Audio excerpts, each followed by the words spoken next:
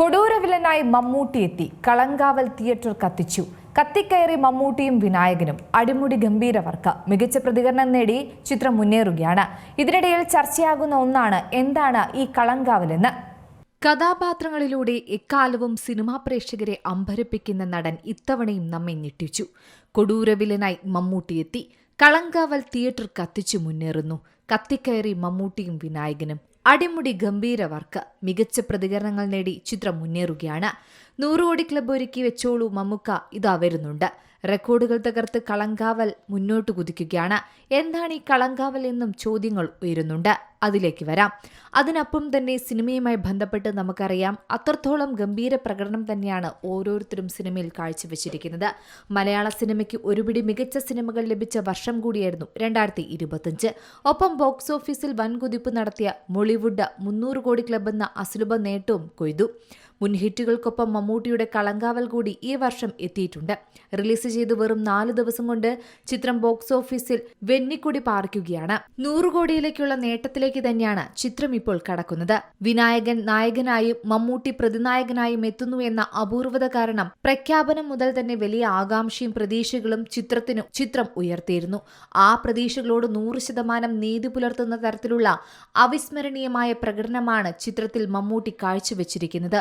ഓരോ പ്രേക്ഷകനെയും പിടിച്ചിരുത്തുന്ന തരത്തിൽ ആ വില്ലൻ നിറഞ്ഞാടുകയാണ്.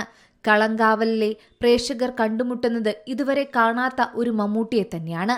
അത്രമേൽ ഗംഭീരം, അത്രമേൽ ഭീകരവും സങ്കീർണവുമാണ് ഈ സൈക്കോപാത്ത് പ്രതിനായക കഥാപാത്രത്തിന്റെ ദുഷ്ടലാക്കുകളെയും അതിക്രൂരനായ വില്ലനെയും മമ്മൂട്ടി അവതരിപ്പിക്കുന്ന രീതി അതിഗംഭീരമാണ്. കഥാപാത്രത്തിന്റെ ക്രൂരത വെളിപ്പെടുന്നത് അയാളുടെ ഓരോ ചലനങ്ങളിലും, സിഗരറ്റ് വലിക്കുന്നതിലും കടിച്ചു തുപ്പുന്നതിലുമെല്ലാമുണ്ട്. ആ ഭീകരതയെ ഉൾക്കൊള്ളാൻ അദ്ദേഹത്തിന് സാധിക്കുന്നു എന്ന് തന്നെയാണ് മറ്റൊരു അത്ഭുതം. ഇതിൽ അത്ഭുതവുമൊന്നുമില്ല. അതാണ് മമ്മൂട്ടി. തന്റെ അഭിനയ പ്രതിഭയുടെ കയ്യൊപ്പ് അദ്ദേഹം ഈ കഥാപാത്രത്തിൽ ചാർത്തുന്നുണ്ട്.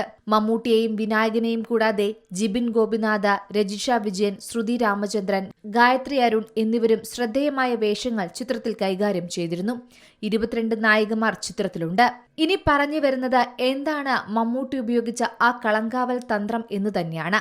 സാധാരണ നടക്കുന്ന ഉത്സവ ചടങ്ങുകളിലൊന്നാണ് കളങ്കാവൽ. രൗദ്രഭാവമുള്ള ദേവീപ്രതിഷ്ഠ ആരാധിക്കപ്പെടുന്ന ക്ഷേത്രങ്ങളിലെ ഉത്സവം.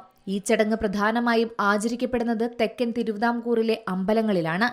കളങ്കാവൽ തിരുവനന്തപുരം വെള്ളയാണി ക്ഷേത്രത്തിലെ കാളിയൂട്ട് ഉത്സവവുമായി ബന്ധപ്പെട്ട് നടത്തി വരാറുണ്ട്. കളങ്കാവൽ ചടങ്ങ് വെള്ളയാണി ക്ഷേത്രത്തിൽ മാത്രമല്ല, പാച്ചല്ലൂർ, ആറ്റുകാൽ എന്നീ ക്ഷേത്രങ്ങളിലും ആചാരപരമായി നടത്താറുണ്ട്. അതായത് ഈ ചടങ്ങ് എന്നു പറയുന്നത് കളത്തിൽ ദേവി അസുരനെ നിഗ്രഹിക്കുന്നതിന്റെ കഥയാണ് പറഞ്ഞു പോകുന്നത്. കളങ്കാവൽ ചടങ്ങ് നടക്കുന്ന സമയത്ത് വാത്തി തിരുമുടി തലയിലേന്തി ദാരികനെ തിരയുന്ന ദേവിയെ നമുക്ക് കാണാം. ഭക്തർക്കിടയിലേക്ക് തങ്കത്തിരുമുടിയുമായി ചിരിച്ചും ആക്രോശിച്ചും എത്തുന്ന ദേവി ശരിക്കും ഒരു അത്ഭുത കാഴ്ച തന്നെയാണ്. എന്തായാലും കളങ്കാവലുമായി മമ്മൂട്ടി എത്തിയപ്പോൾ പ്രേക്ഷകരും അത് സ്വീകരിച്ചു. കൊടൂര വില്ലനായ മമ്മൂട്ടിയും എല്ലാവർക്കും ഇഷ്ടമായി. ഇത് 100 കോടിയും കടന്ന് 150 കോടി എത്തുമെന്നും ഉറപ്പിക്കാം. Entertainment desk, Zee Malayalam news. ഏറ്റവും പുതിയ വാർത്തകളും വിശേഷങ്ങളും വിരൽ തുമ്പിലറിയാൻ സീ മലയാളം ന്യൂസ് എല്ലാ ഡിജിറ്റൽ പ്ലാറ്റ്ഫോമുകളിലും ലഭ്യം.